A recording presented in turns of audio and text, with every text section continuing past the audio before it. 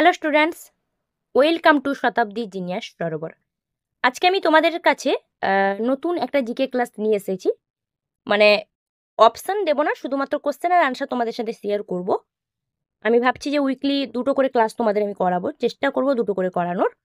তো এটা শুধুমাত্র বিজ্ঞানের কিছু প্রশ্ন রয়েছে, শুধুমাত্র সায়েন্স। ঠিক আছে, সায়েন্স থেকে কিছু প্রশ্ন আমি সাজেস্ট করেছি যেগুলো তোমাদের আপকামিং যে কোনো কম্পিটিটিভ এক্সামসের জন্য গুরুত্বপূর্ণ। প্রথম প্রশ্ন, ক্লোরমফেনিকল হলো একটি বা এক প্রকার। ক্লোরমফেনিকল অ্যাকচুয়ালি কি? উত্তর কী হবে বলো তো?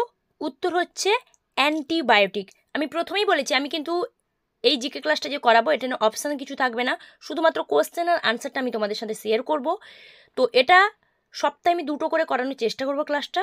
আমি তোমরা ফলো করো, দেখবে এর মধ্যে থেকে কিছু প্রশ্ন কমন অবশ্যই পাবে। শুধু বিজ্ঞান থেকে প্রশ্ন দেবো, আগেই তো বললাম। চলো 2 নম্বর প্রশ্ন, কোন উদ্ভিদের ফল থেকে ট্যানিন পাওয়া যায়? কোন উদ্ভিদের ফল থেকে? সঠিক উত্তর কি হবে? সঠিক উত্তর আমলকি। আমলকির ফল থেকে ট্যানিন পাওয়া যায়। ট্যানিন হচ্ছে একটা উপক্ষার, তো আমলকি থেকে পাওয়া যায়। নেক্সট 3 নম্বর প্রশ্ন, মানুষের চোখের রেটিনায় কোন প্রতিবিম্ব সৃষ্টি হয় বা কি ধরনের প্রতিবিম্ব সৃষ্টি হয়? একই প্রশ্ন। উত্তর কী হবে দেখে নেব। উত্তর হবে সৎ এবং অবশীর্ষ। প্রতিবিম্ব ধরনটা কি হবে না, সৎ হবে প্রতিবিম্বটা এবং প্রতিবিম্বটা অবশীর্ষ হবে। ঠিক আছে, চলো নেক্সট, ত্বকের কোন অংশ অনুভূতি সংগ্রহ করে? ত্বকের কোন অংশ অনুভূতি সংগ্রহ করে? কোন অংশ? কি হবে উত্তর? তো বলতে পারবে কমেন্ট করে? উত্তর হবে এপিডার্মিস। ত্বকের যে এপিডার্মিস রয়েছে, ত্বকের মধ্যে এপিডার্মিস, তো ওই এপিডার্মিস হচ্ছে তো অনুভূতি সংগ্রহ করে, মানে স্পর্শ।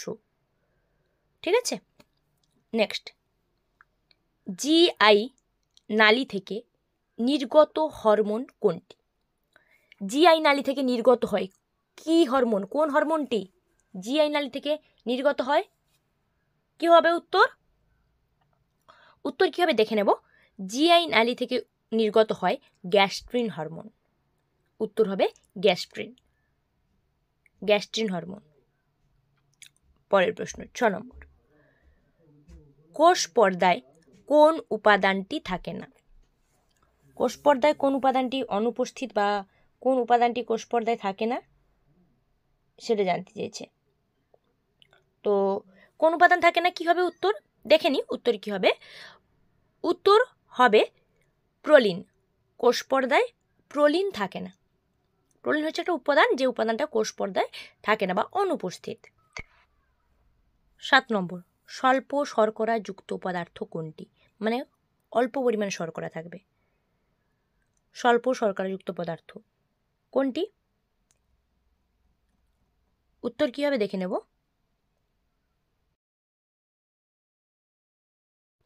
উত্তর হচ্ছে ডেক্সট্রিন। স্বল্প শর্করাবিহীন বলতে স্বল্প পরিমাণ শর্করা। ডেক্সট্রিন যেটা হচ্ছে কম আণবিক ওজন সম্পন্ন একটি মানে শর্করা রয়েছে এখানে। 8 নম্বর প্রশ্ন, রক্ত উৎপন্ন হওয়ার প্রক্রিয়াকে কি বলে? রক্ত উৎপন্ন হওয়ার প্রক্রিয়া, যে প্রক্রিয়ায় রক্ত উৎপন্ন হয় মানুষের শরীরে। উত্তর কী হবে দেখে নেব। উত্তর হবে হিমোপোয়েসিস। যে প্রক্রিয়ায় রক্ত উৎপন্ন হয় ওই প্রক্রিয়াকে বলা হয় হিমোপোয়েসিস। ঠিক আছে, চলো পরের প্রশ্ন চলে যাব।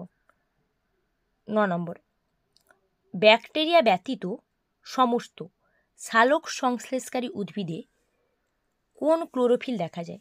মানে ব্যাকটেরিয়া ব্যতীত, ব্যাকটেরিয়াকে ছাড়া, ব্যাকটেরিয়া বাদ দিয়ে সমস্ত যে সালোক সংশ্লেষকারী উদ্ভিদ রয়েছে কোন ক্লোরোফিল দেখা যায়? উত্তর হবে ক্লোরোফিল এ। ব্যাকটেরিয়া ব্যতীত সমস্ত সালোক সংশ্লেষকারী উদ্ভিদে ক্লোরোফিল এ দেখা যায়। পরের প্রশ্ন, বৃক্কে যেটি থাকে না সেটি হলো, বৃক্কে কোনটি থাকে না বা বৃক্কে যেটি অনুপস্থিত? বৃক্কে কি হবে উত্তর?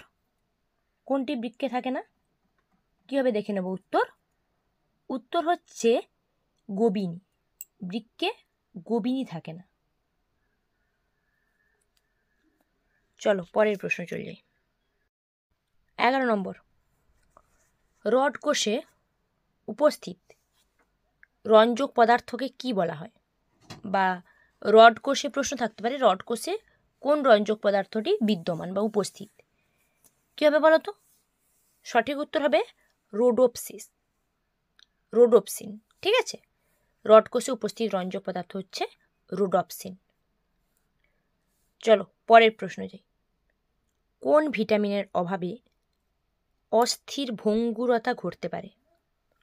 অস্থির ভঙ্গুরতা কোন ভিটামিনের অভাবে ঘটতে পারে?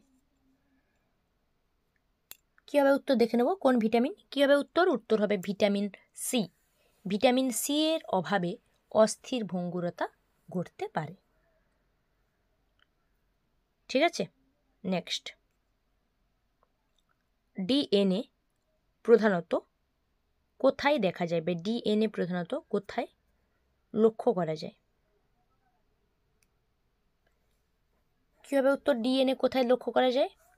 উত্তর হবে ক্রোমাটিন। ডিএনএ প্রধানত ক্রোমাটিনে দেখা যায় বা ক্রোমাটিনে লক্ষ্য করা যায় ডিএনএ, ডিঅক্সিরাইবোনিউক্লিক অ্যাসিড, যেটা ফুল ফর্ম। নেক্সট, দূরের দৃষ্টি ব্যাহত হওয়াকে কি বলে? দূরের দৃষ্টি ব্যাহত মানে দূরের যে সমস্ত জিনিস সহজে দেখতে পাই না বা দেখা যায় না দূরের জিনিসকে, তো দূরের দৃষ্টি ব্যাহত হওয়া ওটাকে বলে। ওটার একটা স্পেসিফিক নাম রয়েছে যেটাকে বলা হয় মায়োপিয়া দৃষ্টি। দূরের দৃষ্টি ব্যাহত হওয়া মানে মায়োপিয়া দৃষ্টি। ঠিক আছে, চলো নেক্সট প্রশ্ন যাব। প্রভুগ্রন্থি কোনটিকে বলা হয়? এটা খুব কমন প্রশ্ন, এটা যারা যারা ভিডিওটা দেখছো সবারই জানা। প্রভুগ্রন্থি কোনটিকে বলা হচ্ছে, কিন্তু খুব কমন প্রশ্ন এটা, পরীক্ষায় মানে সাধারণত আসে পরীক্ষায়। প্রভুগ্রন্থি কোনটিকে বলা হয়? কী হবে উত্তর? কমেন্ট করো, তোমরা কমেন্ট করছো না উত্তর কী হবে, কমেন্ট করে জানাও আমাকে যে উত্তর কী হতে পারে। এটা তো খুব ইজি একটা প্রশ্ন। প্রভুগ্রন্থি কোনটিকে বলা হয়? কী হবে উত্তর? উত্তর হবে পিটুইটারি। ঠিক আছে, তাহলে উত্তর কী হবে না পিটুইটারি গ্রন্থি, যেটাকে আমরা প্রভুগ্রন্থি বলছি, পিটুইটারি গ্রন্থি। আমি যে প্রশ্নগুলো তোমাদের সাথে আলোচনা করলাম, কোনো উত্তর নিয়ে বা যদি ভিডিওটা সম্পর্কেও কোনো কিছু তোমাদের বক্তব্য থাকে তোমরা প্লিজ আমাকে কমেন্ট করে অবশ্যই জানিও। আজকে এই ক্লাসটা আমি তোমাদেরকে নতুন করালাম, মানে আমার তো সমস্ত ক্লাসে আমি তোমাদেরকে অপশান দিয়ে কোশ্চেন উত্তর শেয়ার করি বা এক্সপ্লেন করি।